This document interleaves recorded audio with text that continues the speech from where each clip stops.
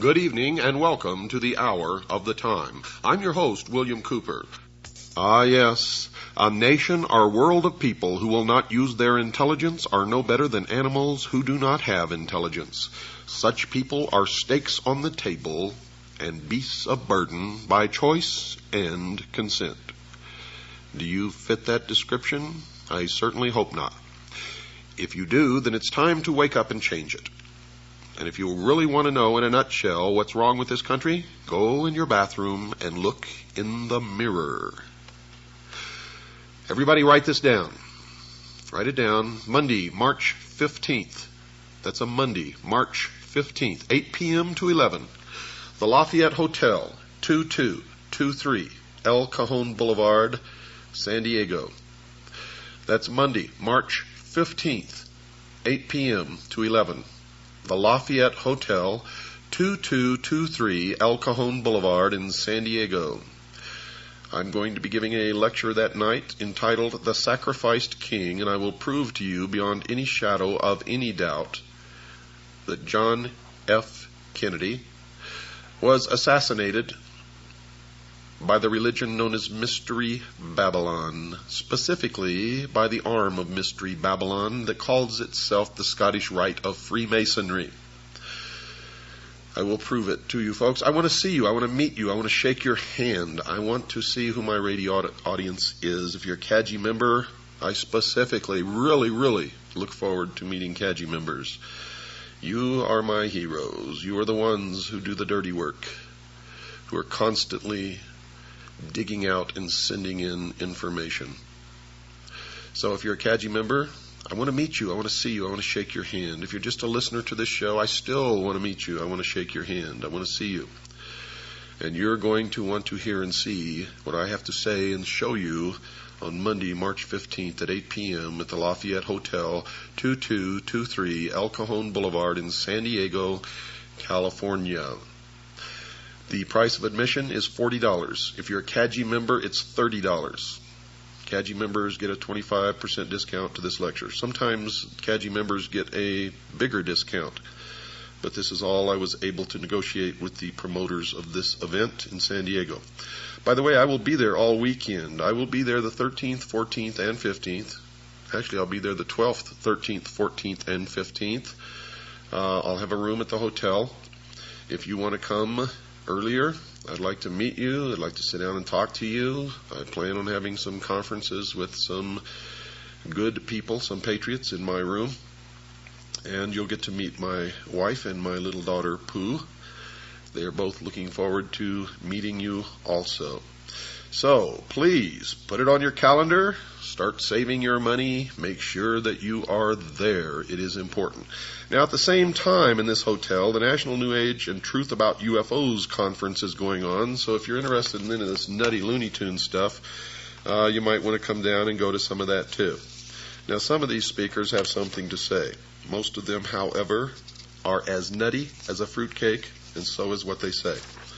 I know, I've been to many of these. I've talked to these people so many times, it's pathetic. I've sat in and listened to them, and you talk about lies and deception and just plain old bullshit. You hear a lot of it at these conferences. But don't get me wrong, folks, because sometimes it's a lot of fun. I mean, sometimes Looney Tunes is just fun. Escape from the real world a little while and listen to some of these people. Most of the lectures are free. If you want to go to the workshops, that'll cost you. But most of the lectures are free. I mean, you can sit there all day and listen to these people. And some of them have something to say. Most of them belong in the loony bin. I'm telling you right now. My workshop is 8 o'clock Monday night. Something's wrong, folks, in America.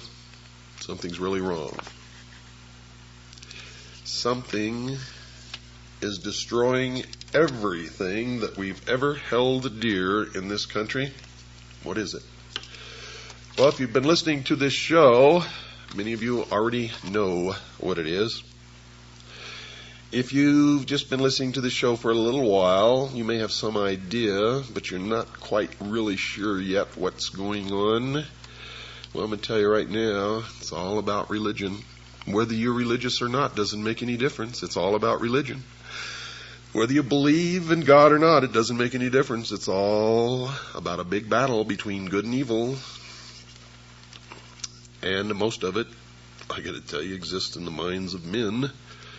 Some of it's real. The question is, what's real? What's deception? What should we be paying any attention to? What is it that's driving us insane? Yes, something is wrong in America. The sound you hear is dripping blood. This is the start of Black Sunday. Today's newspapers, folks, are full of stories about the rampant rise in divorce rates, the increasing abuse of children by some parents, increases in the incidence of rape pornography being read by an increasing number of people, more crimes against property, demands for world government, urgings for national borders to fall, Christian churches being closed because they will not seek licensing by the state, etc., etc., etc. And I could go on and on and on and on and on. But why? Why are these things happening?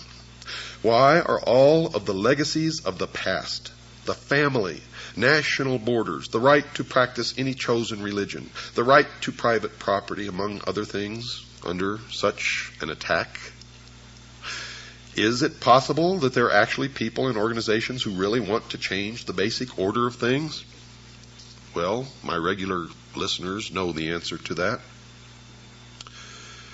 Clues to the answers to these questions, folks, can be gleaned from some comments made by people and organizations that are talking about these wide-ranging changes in the nature of our lifestyle.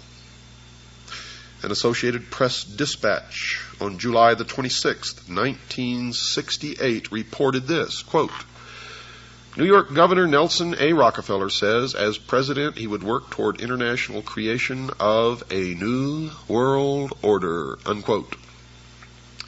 And you thought George Bush coined that phrase? Surprise, surprise. On January the 30th, 1976, a new document called the Declaration of Interdependence was introduced to the American people, and it was signed by 124 traitors, 32 senators, and 92 representatives, altogether 124 traitors in Washington, D.C., and it read in part, quote, 2 centuries ago, our forefathers brought forth a new nation. Now we must join with others to bring forth a new world order, unquote. And you thought George Bush coined that phrase. Surprise, surprise. Another individual who has commented is Henry Kissinger, probably the greatest traitor this nation has ever known, former Secretary of State. According to the Seattle Post-Intelligence of April 18, 1975, Mr. Kissinger said, quote, Our nation is uniquely endowed to play a creative and decisive role in the new order which is taking form around us, unquote. George Bush gave the commencement address at Texas A&M University on May 12, 1989, and he used similar words as well. His speech was on the subject of Soviet-American relations, and he was quoted as saying in part, quote, Ultimately, our objective is to welcome the Soviet Union back into the world order. Perhaps the world order of the future will truly be a family of nations, unquote. Historian Walter Mills maintained that prior to World War I, Colonel Edward Mandell House, the major advisor to Woodrow Wilson, the president at the time, had a hidden motive for involving America in the war. The historian wrote this, quote, The colonel's sole justification for preparing such a batch of blood for his countrymen was his hope of establishing a new world order of peace and security, unquote. You see how these people fool themselves? They always say that the end is peace and security, a world utopia. But to get it, they spill more blood than ever has been spilled in history. Each time they try to bring about their utopia, the blood runs in the streets. They're liars. They're hypocrites. They're manipulators, deceivers. They're the worshipers of Lucifer. Adolf Hitler, a socialist and the head of the German government prior to and during the nation's involvement in World War II, is quoted as saying this, quote, National Socialism will use its own revolution for the establishing of a new world order, unquote. Adolf Hitler was a socialist. Nazi means National Socialism. Hitler confided to Hermann Röschning, the president of the Danzig Senate, quote, National Socialism is more than a religion. It is the will to create Superman, unquote. And what is the number of the man? 666. You see, in the New World Order, only one man will be allowed to live, the new man, the illumined man, and the number of that man is 666. You will see that number increasingly all around you. You will also begin to see pyramids increasingly all around you, and the eye in the pyramid, and the eye alone, and you will see circles with a dot in the center, and you will see obelisks appearing all over the place. And these are not the only signs. There are many, many, many more. They're the signs of the religion of mystery, Babylon. Hitler added this thought, quote, well, yes, we are barbarians, and barbarians we wish to remain. It does us honor. It is we who will rejuvenate the world. The present world is near its end. Our only task is to sack it, unquote. Another book on his background quoted his comments that his Nazi party had a hidden purpose, one that was not perceived by the world at large. Mr. Hitler was quoted as saying this, he who has seen in National Socialism only a political movement has seen nothing, for it is a religion.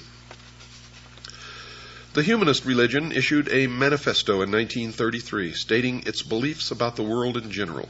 It took the following position about the need for the wealthy governments to share their wealth with the less fortunate nations.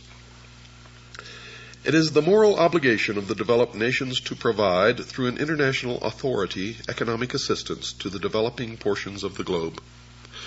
Now that is a lie, folks. It means that it's okay for some of us to lay back and do nothing and reap the rewards of the labor of others. That's socialism. That's what it's all about.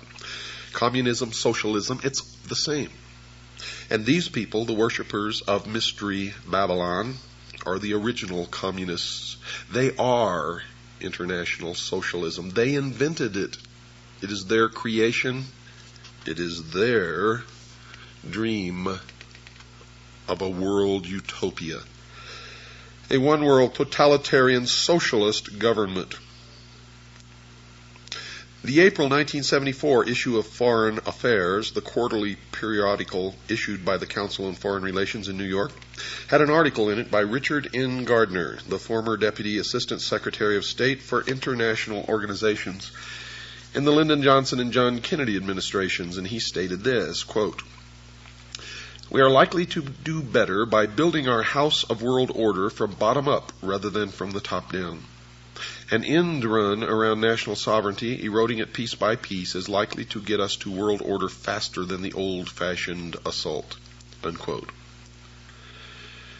Even the Communist Party is voicing similar thoughts. The People's Daily World for Thursday, March 9th, 1989, contained an article written by Angela Davis. You remember her? Those familiar with Miss Davis will remember that she was the vice presidential candidate for the Communist Party a few years ago.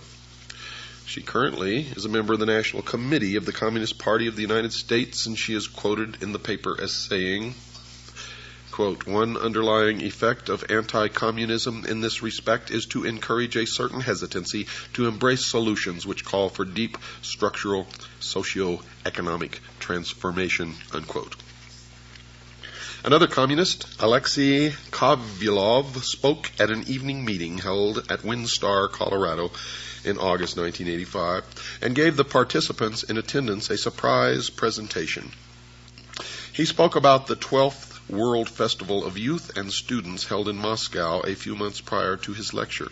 He said, quote, there were 3 programs. The first was political and dealt with the various issues of peace and disarmament. The second was dedicated to environmental issues and to the new international economic order, unquote. The alleged need for a change in the basic way things are done is consistent with the teachings of the father of communism, Karl Marx. He's not really the father of communism. but it's a name that's been tagged onto him. You see, he was just a hack writer hired by the mystery religion of Babylon to write the Communist Manifesto. It was not his idea, but he's reaped the benefits of it, if you can call them benefits. But he co-authored the Communist Manifesto with Frederick Engels, another hack writer, in 1848. Mr. Marx wrote that the communists, quote, openly declare that their ends can be attained only by the forcible overthrow of all existing social conditions, unquote. Nesta Webster, a writer on the subject of conspiratorial organizations in the past, wrote this in her book entitled Secret Societies, quote, the revolution desired by the leaders of world revolution is a moral and spiritual revolution, an anarchy of ideas by which all standards set up throughout 19 centuries shall be reversed, all honored traditions trampled underfoot, and above all, the Christian ideal finally obliterated, unquote. Some of the Catholic popes in the past have commented on the major changes coming in the future. One such pope was Pope Pius XI, who wrote the following in 1937. Communism has behind it occult forces for which a long time have been working for the overthrow of the Christian social order, unquote. One of the popes who preceded him, Pope Pius IX, wrote this in November 1846 about the changes that he saw in the future.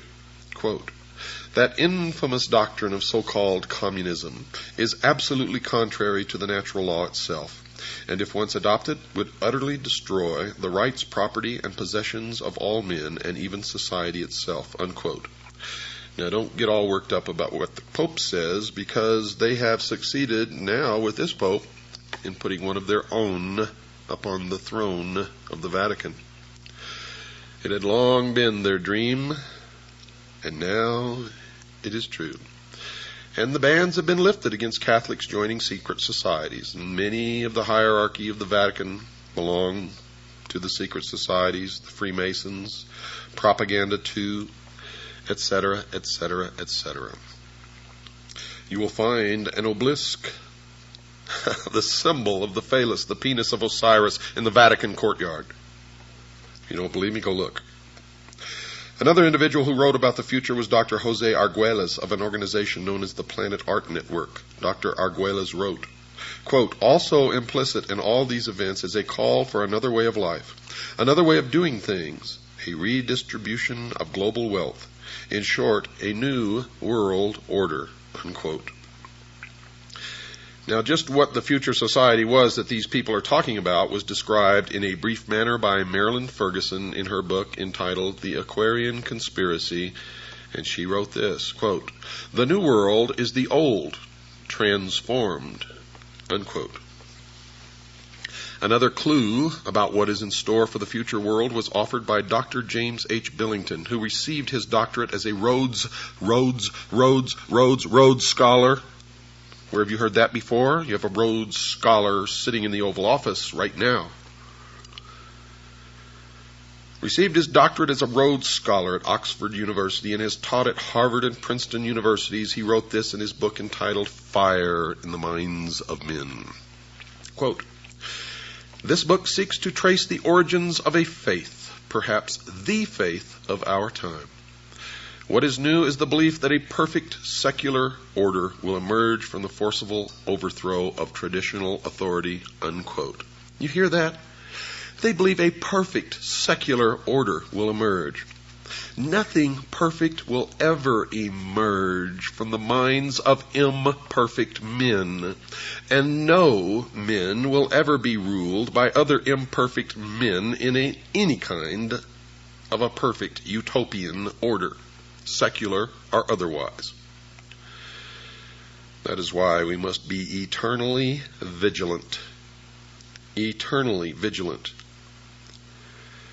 That these future changes would involve force and slavery was confirmed by B.F. Skinner, chairman of the psychology department at Harvard University. In his book entitled Beyond Freedom and Dignity, Dr. Skinner has been called the most influential of living American psychologists by Time magazine. So the world should listen to the professor when he speaks. The magazine told the reader what the message of Professor Skinner's book was. Quote, We can no longer afford freedom, and so it must be replaced with control over man, his conduct, and his culture, unquote. Not long ago in the Los Angeles Times, there was an article called 10 Forecasts for the Coming Decade. One of these was chemical or electronic implants to control individual behavior on a 24-hour basis. Another student of these changes is Alvin Toffler, who wrote this in his book entitled The Third Wave. And you should read everything that he's written, by the way, because what he's writing is what is coming. Quote, "A new civilization is emerging in our lives. This new civilization brings with it new family styles, changed ways of working, loving, and living, a new economy, new political conflicts, and beyond all this, an altered consciousness as well. The dawn of this new civilization is the single most explosive fact of our lifetimes," unquote. Another scientist involved in commenting upon the future changes was Dr. Carl Sagan, and he's observed this, quote, "It's clear that sometime, relatively soon in terms of the lifetime of the human species, people will identify with the entire planet and the species," unquote. Now the reason, folks, why these changes are necessary was explained by Manly P. Hall, perhaps the world's leading authority on esoteric words and language. He was a 33rd degree Freemason. He wrote in his book entitled Lectures on Ancient Philosophy, quote, "The time has not yet arrived when the average man is strong enough or wise enough to rule himself," unquote. And he explained who he considered worthy enough to rule those on the world considered by the experts to be incapable of governing themselves. He wrote this, quote, "Never will peace reign upon the earth until we are ruled by the fit." And who is the fit? Why, them, of course. The illumined, the priest of the mystery religion of Babylon. Mr. Hall even indicated that these changes would occur soon. He wrote this comment in his book previously cited, quote, 100 years ago, meaning in 1884, folks, it was predicted that within a few centuries men would revert to the gods of Plato and Aristotle. We may all look forward with eager anticipation to that nobler day when the gods of philosophy once more shall rule the world, unquote. Aldous Huxley, in his book called Brave New World Revisited, quotes a character called the Grand Inquisitor in one of Fyodor Mikhailovich Dostoevsky's parables as saying this, quote, "In the end they, the people, will lay their freedom at our, the controller's feet and say to us, 'Make us your slaves, but feed us,'" unquote. The Tucson Citizen newspaper of November the 3rd, 1988, printed a photograph of a group of people involved in a march for literacy. And it clearly demonstrated that at least some people in America are now asking their government to make them their slaves. The picture showed a demonstrator carrying a picket sign that read, quote, "Uncle Sam, we want you to support us," unquote. Mr. Huxley gave us a date when we could expect these changes to occur. He wrote the following in his book written in 1958, quote, "The 21st century will be the era of world controllers," unquote. And then he told us why these controllers would not fail. Quote, "The older dictators fell because they could never supply their subjects with enough bread, enough circuses, enough miracles and mysteries. Under a scientific dictatorship, education will really work, with the result that most men and women will grow up to love their servitude and will never dream of revolution. There seems to be no good reason why a thoroughly scientific dictatorship should ever be overthrown," unquote. Someone who might have given the world the date for the commencement of these predicted changes was Zbigniew Brzezinski, a Marxist, President Jimmy Carter's national security advisor during his 4-year administration. And he wrote the following in his book entitled Between Two Ages, by the way. You should read every book that he's ever written. You will be angered. Quote, "Either 1976 or 1989, the 200th anniversary of the Constitution, could serve as a suitable target date for culminating a national dialogue on the relevance of existing arrangements, the workings of the representative process, and the desirability of imitating the various European regionalization reforms and of streamlining the administrative structure," unquote. And it did begin exactly when he said it would. So the people of the world can now determine what those changes are that those in the positions of implementing changes have in store for them. In summary, folks, these changes are. The old world is coming to an end. It will be replaced with a new way of doing things. The new world will be called the New World Order. This new structuring will redistribute property from the have nations and will give it to the have-not nations. The New World Order will include changes in the family, the workplace, religion. The United States will play a major role in bringing it to the world. World wars have been fought to further its aims. Adolf Hitler, the Nazi socialist, supported the goal of the planners. The majority of the people will not readily accept the New World Order, but will be deceived into accepting it by two strategies. One, those in favor of the changes will have become seated in the very thrones of power, generally without the public realizing that fact, and this has already occurred. Two, the old world order will be destroyed piece by a series of planned nibbles at the established format. The Communist Party is actively supporting the changes to the New World Order. The basic tenets of Christianity, which were the base for the old world order, will have to be eliminated. If the slower methodical techniques of change do not function, violence will be introduced and controlled by the planners, including possibly a World War III using atomic weapons. The people of the world will give up their freedom to the controllers because there will be a planned famine or some other serious occurrence such as a depression or war. The change to the New World Order is coming shortly, folks, and it has already begun. However, if that is not the case, it will be introduced one step at a time so that the entire structure will be in place by the year 1999. We've got to take a short break. Don't go away, folks. I'll be right back after this very short pause. The Mummy. Fear will freeze you when you face it. The Mummy. Torn from the darkest tomb of the pharaohs, it rises from the quiet dust of centuries to wreak a strange vengeance against mankind. The Mummy. It tears steel bars like paper. It snaps men's spines like matchsticks. It walks through bullets like a ghost.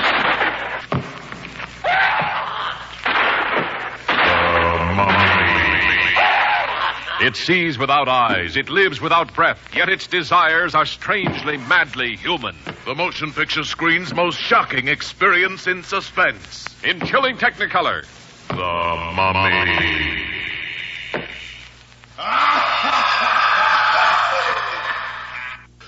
Yes, folks, something is indeed wrong in America. And many sense that changes in this nation's lifestyle are occurring. Most of us know full well that these changes are taking place.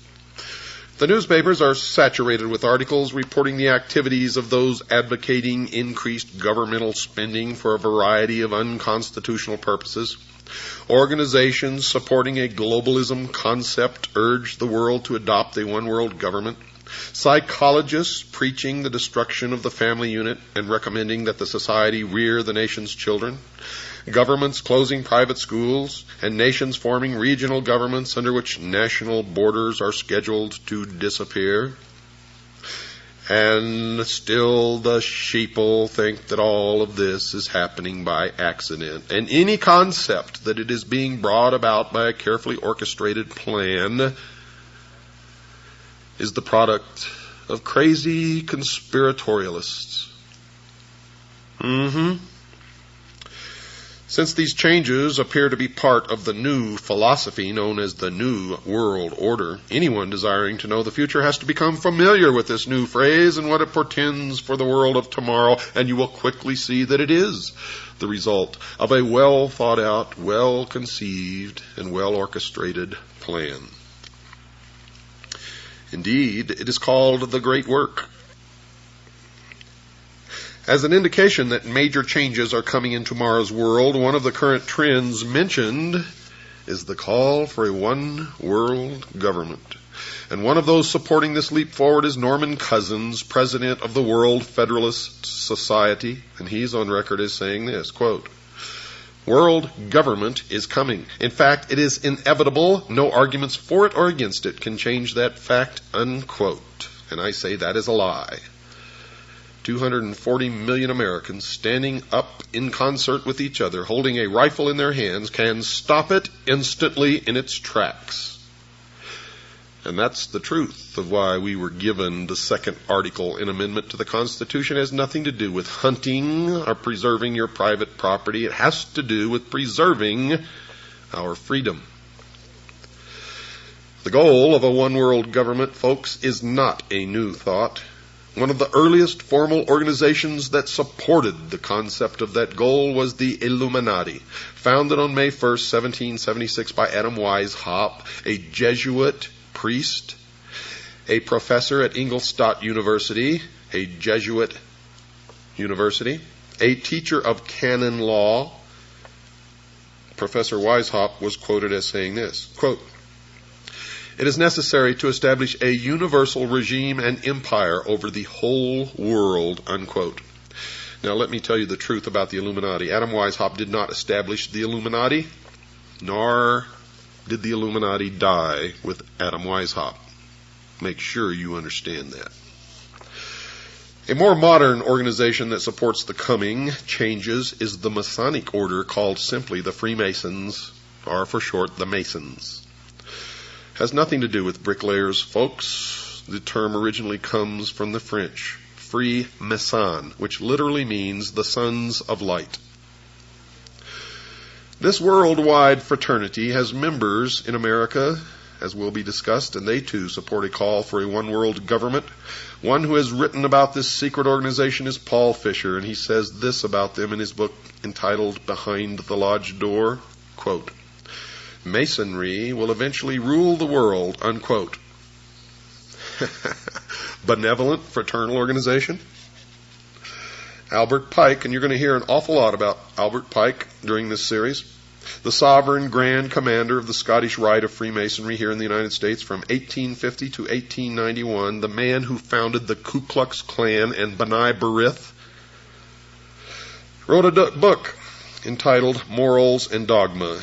And when and if you can find that book, don't pass it up, buy it and read it. Mr. Pike has been praised by his fellow Masons as a member almost without parallel in the history of the Masonic order. He was a great friend of Giuseppe Mazzini, the ruler of the European branch of the Illuminati. Carl Cloudy himself, a Masonic writer of great esteem, wrote this about Pike. Quote, "Albert Pike, one of the greatest geniuses Freemasonry has ever known. He was a mystic, a symbolist, a teacher of the hidden truths of Freemasonry," unquote. So the outsider can know that whenever Mr. Pike speaks, he speaks with authority and knowledge. He is perhaps the greatest Masonic writer of all time, and I would add next to Manly P. Hall. His book is given to each Scottish Rite Southern Jurisdiction Freemason who is asked to read it.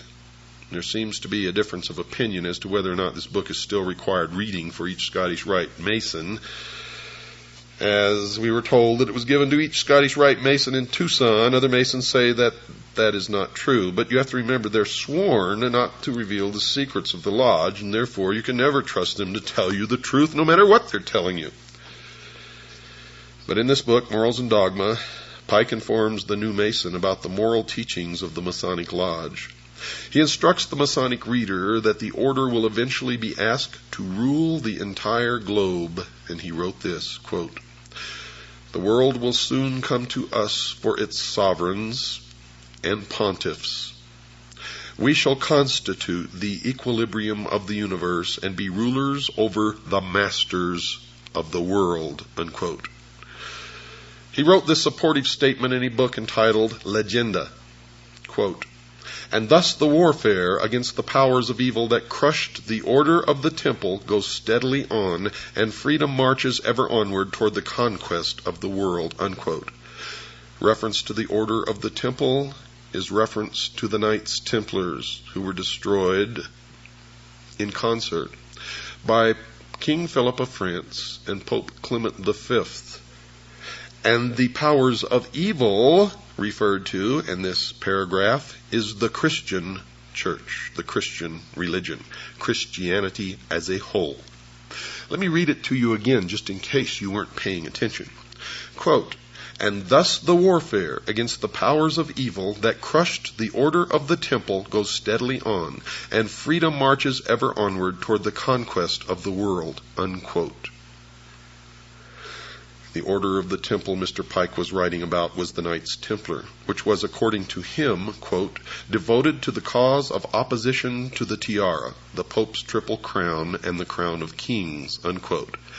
Well, then is it any wonder that the King of France and the Pope crushed the Templars in France? For that is the only place that they were truly crushed. Mr. Pike said that the Catholic Church was a power of evil because it had crushed the Templars, even though he admitted that they were devoted to opposition to the Church and its leader, the Pope. But the major point of that quote is that these forces of opposition, presumably meaning the Masons, are marching onward toward the conquest of the world. Mr. Pike repeated his devotion to the conquest of the world with this comment at the end of his book entitled Morals and Dogma, quote, such, my brother, is the true word of a master mason, such the true royal secret which makes possible, and shall at length make real, the holy empire of true Masonic brotherhood, unquote. Now, all of you master masons out there who've been writing me letters, don't write to me anymore. You are my enemies. And if I can, I will destroy you. Don't write to me and profess your innocence, for your own have proclaimed your guilt. And if you are truly innocent, then you're just a foolish dupe, and you better get out while you can. The major worldwide movement that champions a one-world government, folks, under a religious leader is a new phenomenon occurring worldwide called the New Age movement, a creation of Freemasonry. The newspaper put out by the Scottish Rite of Freemasonry is called The New Age. Tex Mars, a researcher into this new religion, has written 2 books on the subject. Both of these books are excellent primers for those who wish to know more about the beliefs of this religion. The 2 books are entitled Dark Secrets of the New Age and Mystery Mark of the New Age, and he has written, quote, the New Age movement has undeniably taken on the definite form of a religion, of course, because it is Mystery Babylon. He goes on to say, complete with an agreed-upon body of doctrine, printed scripture, a pattern of worship and ritual, a functioning group of ministers and lay leaders, unquote. Another writer who has written 2 books on the New Age religion is Constance Cumby. Her 2 books are called The Hidden Dangers of the Rainbow and A Planned Deception. She has written this, quote, the New Age movement is a religion, complete with its own Bibles, prayers, and mantras. Vatican City, Jerusalem equivalents, priests and gurus, born-again experiences, they call it rebirthing, spiritual laws and commandments, psychics and prophets, and nearly every other indicia of a religion, unquote. The new religion has a series of leaders. One is a woman named Alice Bailey, a prolific writer on the subject of the New Age. She was the founder of an organization called the Arcane School, one of the major Lucis Trust divisions. The Lucis Trust was a major publisher of books supporting the religion and published a newsletter or newspaper called Lucifer. In her book entitled The Externalization of the Hierarchy, she told her readers who the organizations were that were going to bring the New Age religion to the world, and she identified them as being, quote, the 3 main channels through which the preparation for the New Age is going on might be regarded as the Church, the Masonic fraternity, and the educational field. And folks, that is exactly who is bringing it to realization. The main thrust of this program is going to be to examine only one of the 3 organizations mentioned by Alice Bailey, that being the Masonic fraternity. There are numerous works by other writers, lecturers, researchers exposing the involvement of the church in the educational field in the New Age movement and in the New World Order. So I'm not going to attempt to duplicate those efforts. However, only a few are aware of the involvement of the Freemasons, and that is why I have chosen to concentrate on that organization, Mystery Babylon.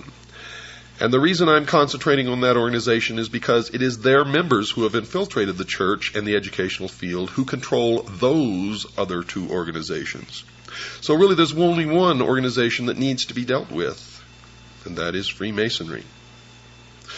Another major writer on the New Age movement is Benjamin Krim, and he admitted in his book entitled The Reappearance of the Christ and the Masters of Wisdom that, quote, the new religion will manifest, for instance, through organizations like Masonry. In Freemasonry is embedded the core of the secret of the occult mysteries, unquote. So, Masonry conceals a great mystery inside its temples, one that is connected somehow to the New Age movement. The Masons admit in some of their writings that they too are anticipating a New Age, a series of major changes. Henry Clausen, the past sovereign Grand Commander, the equivalent of their president of the Scottish Rite of Freemasonry, has been quoted as saying this, quote, we look towards a transforming into a new age using, however, the insight and wisdom of the ancient mystics, unquote. The Masons claim that the things that they believe in are as old as the ancient civilizations. They also claim that these mystics, the ancient philosophers, had the wisdom of all ages and that somehow this knowledge has become lost through the centuries. Humanity today does not possess this knowledge, but it has become the task of the Masons and other truth seekers who turn out in every case of investigation to be liars and deceivers and manipulators, to rediscover these principles for the benefit of all mankind. Those possessing this knowledge will correct the world's current problems. Some of the Masons also claim to have identified the cause of these problems. One of the most prolific writers on the subject of this lost truth, as I have mentioned earlier, is Manly P. Hall, a 33rd degree Mason. For those unfamiliar with the Masonic degrees, all Masons in America start through what is called the Blue Lodge, consisting of only 3 degrees. A Master Mason is of the 3rd degree and really knows nothing, even though he thinks that he has been illumined, and I get letters from them all the time. I'm a Master Mason, and I never heard of any of the stuff that you're talking about. Oh, boy. It amazes me, folks. It just absolutely amazes me that people are so stupid. Drives me wild. The initiate into the Blue Lodge goes through 3 separate and different initiation ceremonies, one for each degree. After completing these ceremonies, he may stay where he is or choose to affiliate himself with either the York Rite, which has 13 degrees, or the Scottish Rite, which has 32, and then the meritorious 33rd. The latter is divided into 2 separate jurisdictions, the Southern and the Northern.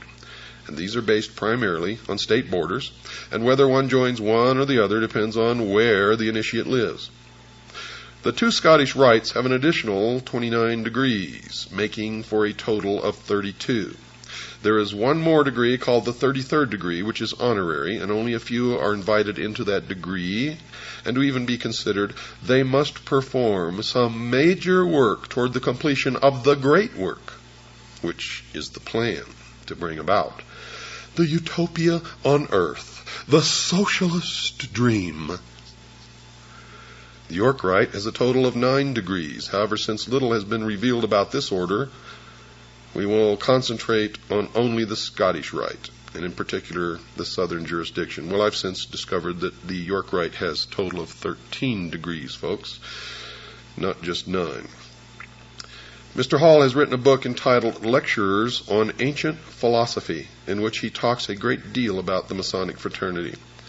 And this is his comment about the coming changes. Quote, a new day is dawning for Freemasonry. From the insufficiency of theology and the hopelessness of materialism, men are turning to seek the God of philosophy.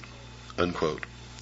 Notice that Mr. Hall has said that current theology, obviously current religion, has proven insufficient.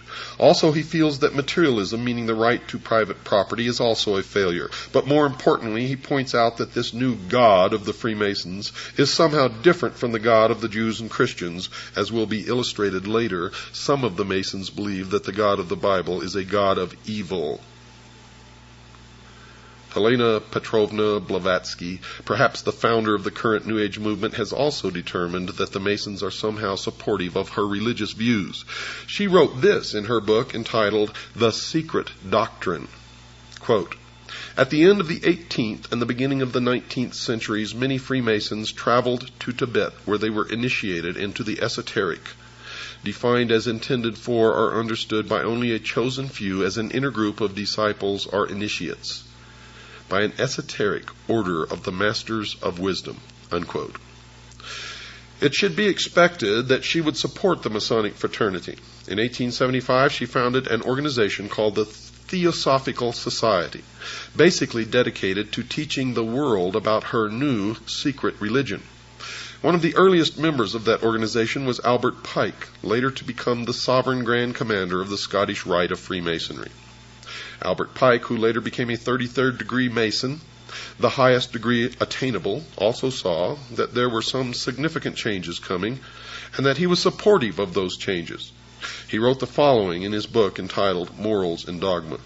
Quote, "We can look on all the evils of the world and see that it is only the hour before sunrise and that the light is coming," unquote. Now, if Mr. Hall is right, the evils that his fellow Mason Albert Pike saw are connected to current religion, and that which is coming is somehow different from these religious views. Mr. Hall, who is mentioned previously as another 33rd degree Mason, also wrote that a new day was coming and that it was not too far into the future. Quote, "A new light is breaking in the east." The significance of the location, the east, I have already pointed out. It is the point where the sun rises. "A more glorious day is at hand. The rule of the philosophic elect, the dream of the ages, will yet be realized and is not too far distant." Unquote. So, Mr. Hall is also expecting that these changes are about to occur in the not-too-distant future. Someone who attempted to zero in on when these changes were expected to occur was Alice Bailey, previously mentioned. She wrote about when she thought the New Age would arrive. Quote, "Eventually there will appear the Church Universal, and its definite outlines will appear towards the close of this century," unquote. And you have already seen the emergence of the Universalist Church.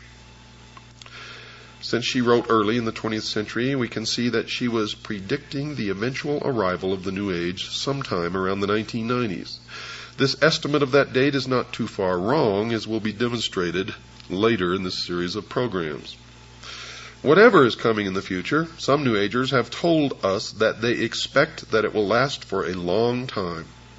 One such writer is Ruth Montgomery, who wrote that she saw that the new religion would rule the earth for 1,000 years. She wrote the following in her book entitled Herald for the New Age. Quote, "The New Age, the millennium, a millennium is a period of 1,000 years, will see an end to that strife, at least for 1,000 years," unquote.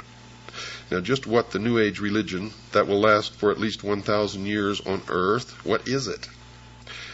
One who attempted to answer that question was Constance Cumby in her book entitled The Hidden Dangers of the Rainbow.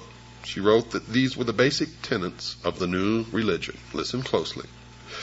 "The plan for the future includes the installation of a New World Messiah, the implementation of a New World government and New World religion under Maitreya, an individual who will be examined later in this series of programs.